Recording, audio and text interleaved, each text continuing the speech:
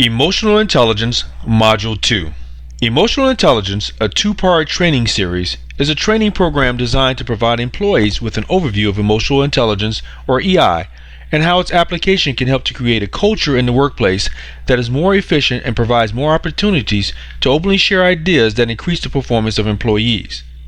These two self-paced modules provide up-to-date information, probing questions, videos, podcasts, quizzes, slides, and more to raise your comprehension of the benefits of emotional intelligence and help you transfer skills learned into the workplace.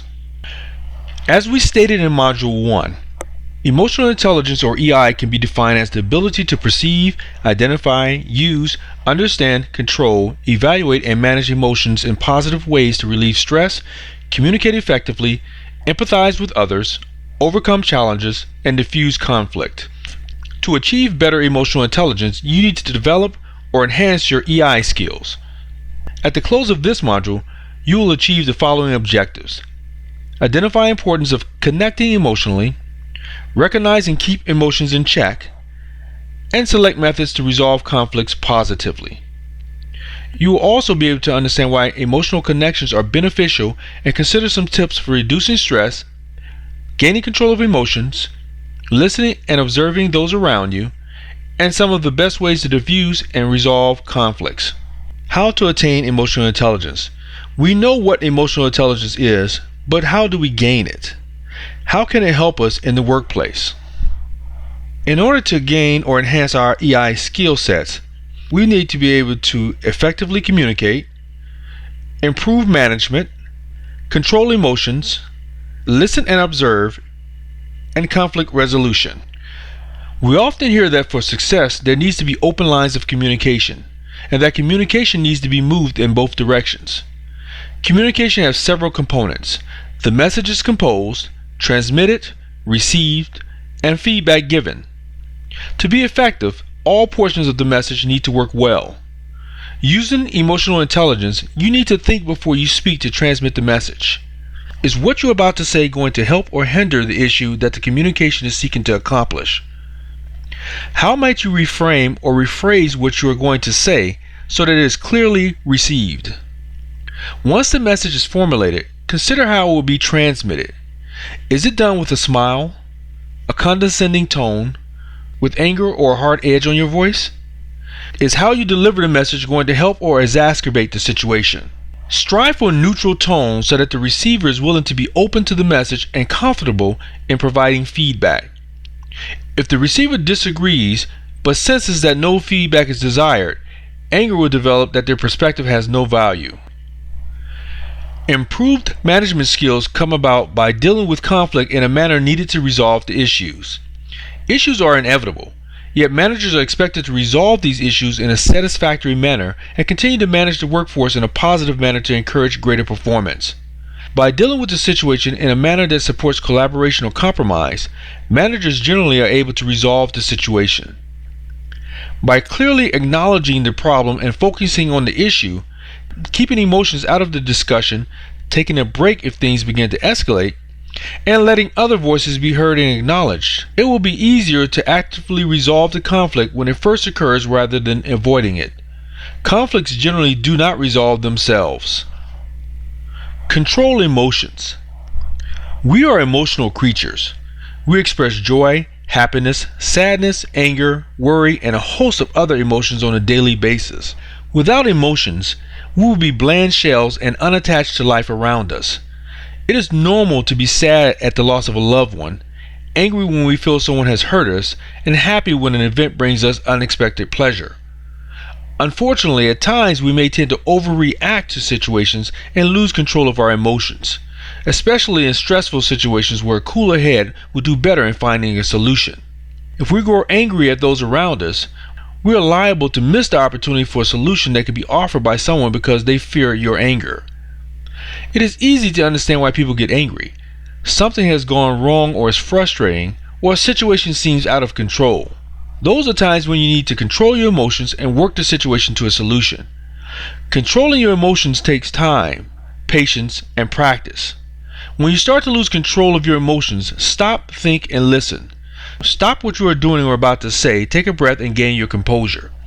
Let the emotion wash past you. Once that is done, think about what you're going to say and do. Then find a solution rather than continue to find fault or dwell on the negative. Finally, listen to what was said. Did the person say one thing but you misinterpreted it? Did you want to hear what they said or what you wanted to hear? Then listen to what you're going to say. Was it going to help the situation or hinder it? Take a quick look in a mirror. Do you like how you're going to act or what you're going to say? Listen to yourself. Listening and observing. Listening with our brain and not just our ears is one of the greatest skills of those with strong emotional intelligence skill sets. Unfortunately, often when emotions begin to rise, people tend to focus less on what is being said and only on what they want to hear.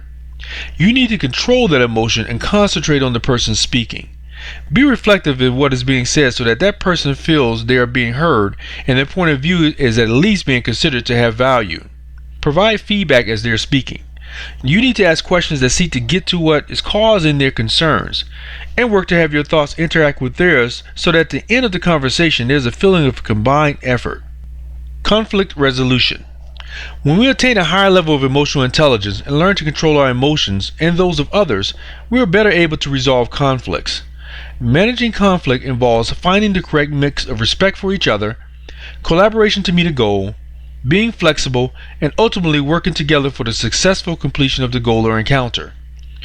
Differing perspectives and low levels of conflict are a good thing in groups, as it shows that thinking outside the box is occurring and multiple solutions to a problem are being considered. Personalities will certainly collide, but as long as things are managed well, progress will occur. On occasion, however, differences may turn to hostility and progress halts. If an individual has a high level of EI, he or she can head off the hostility before it grows to be a problem by getting people to step back, disengage from others, and look to them for guidance. There are several steps that will help you deal with conflict, and using your EI will help. It is important to talk with the other person and not avoid the situation. Doing that by focusing on the behavior and situation is important. This is where your listening skills come in to help you identify where the points of contention lie. From there, it is easier to take a non-emotional look at how to prioritize and plan to work out the areas of disagreement. If you need to make a plan for how to make this happen, now is the time. Keep building on the success of this conflict resolution strategy to keep up the good work. The bottom line is that emotional intelligence allows for control of situations with calm thinking, detachment from emotions, listening, and finding solutions. Look and listen, learning and assessment activities. Click on the following links to read about how smart managers get more done by using EI. Emotional intelligence, what smart managers know. Resolving workplace conflict. Click on the following link to read a great article by Mike Myatt about dealing with workplace conflict, an especially enlightening article for managers to understand the personalities that may lurk in the workplace. You may want to view the following to learn more about using emotional intelligence in the workplace with Daniel Goleman. Daniel Goleman, Working with Emotional Intelligence, Audio Episode 1, and Daniel Goleman, Working with Emotional Intelligence, Audio Episode 2. Self-reflection activity. Knowing what you have just learned about emotional intelligence, identify one time in your past when you have not used EI well. Can you identify what you could have done differently to be more successful in this instance? Identify one time when you put EI into play well. What did you do differently that helped you be more successful in this instance? How can you bolster that ability even more and build on your success? Self-reflection activity. Identify one time in your past when another person has not used EI well. Can you identify what they could have done differently to be more successful in this instance? Was there something that you could also have done to make the encounter more successful? Self-reflection activity. Next, identify one time when someone put EI into play well. What did they do differently that helped them be more successful in this instance? How can you help them bolster that ability even more and build on their potential success? Takeaway activity. Please review the objectives from Module 2 in any sections that you are not sure about, and then take the 5-question quiz at the end of this module. The quiz may be retaken after rereading a particular section again if needed. At the close of this module, you will have achieved the following objectives: identified importance of connecting emotionally, recognized and kept emotions in check, and selected methods to resolve conflicts positively. Workplace transfer activity. Please identify one change in your behavior that you will make once you return to the workplace based on information or skills learned in Module 2. If you need more information, please contact us at Excelsior College. Dr. Jane LeClaire, Chief Operating Officer at the National Cybersecurity Institute at Excelsior College. For more information, visit www.excelsior.edu or www.nationalcybersecurityinstitute.org.